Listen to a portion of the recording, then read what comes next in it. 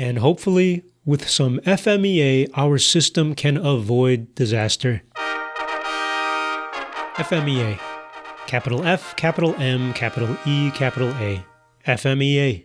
FMEA is an acronym that stands for Failure Mode and Effects Analysis.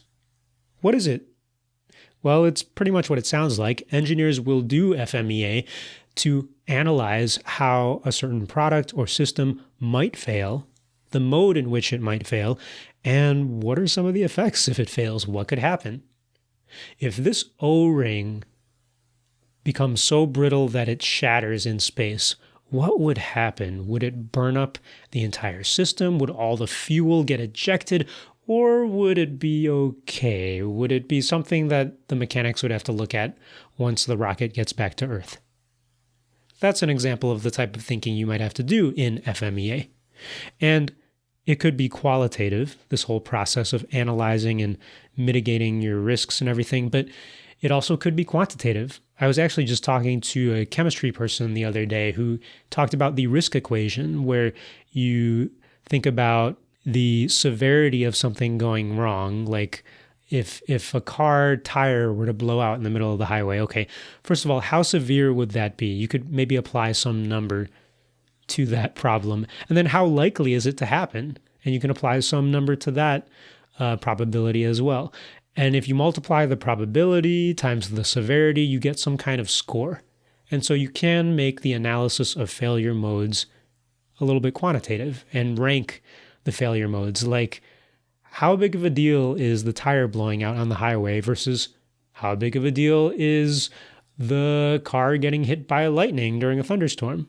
You know, those two different failure modes might have different priorities because one is more probable, one is less probable, or one is more severe and the other is less severe. So it's kind of cool, this quantitative analysis of failures. I first learned about FMEA from a cool NASA engineer. She was Lisa Guerra, and she talked about FMEA because NASA, like lots of U.S. military and government organizations who work in engineering, NASA really likes FMEA. They need it, really, because they've got so many interconnected interfacing systems where objects are interfacing with computers, interfacing with people, and you got to imagine, what if any little point in this system fails, whether it's a person forgetting to press a button or a screw that breaks and shatters in space or something? And Lisa was really good about explaining the importance of that. It's kind of like a glorified checklist, if you want to think about it. If you think about all these different ways in which this complicated thing is going to fail, you want to make sure that your engineers and designers go through that entire list and they redesign your system to prevent failures among at least the most important issues. That car better not blow out its tires on the highway, for example. Our engineers better prioritize that. And maybe, if we have time, make sure that the car is still functional if it gets hit by lightning. I don't know, maybe that's not as important. But that's FMEA. And there's nice pre-made tables or worksheets, you might even call it, that you can fill out to organize your thoughts about FMEA, but in the end, it's a systematic analysis of how something might fail. And hopefully, if you do FMEA, you'll prevent catastrophe.